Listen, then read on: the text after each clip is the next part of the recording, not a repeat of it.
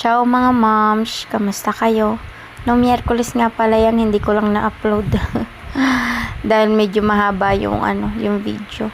Dito nga pala ako dun sa senyora kong matanda dito. At dahil tuwing Lunes lang ako sa kanya, nag-request siya na kung pwede ko ba siyang pasukan ng Miyerkules ng hapon pagkatapos dun sa trabaho sa umaga.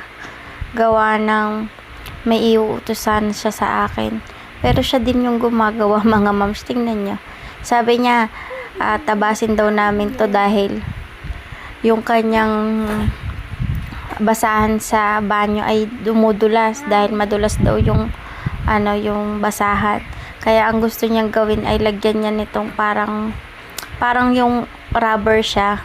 Medyo rubber siya yun sa ilalim para hindi gumagalaw yung basahan. Dati nga pala siyang mananahi yata. Kaya marunong siya niyan. Sabi ko nga sa kanya,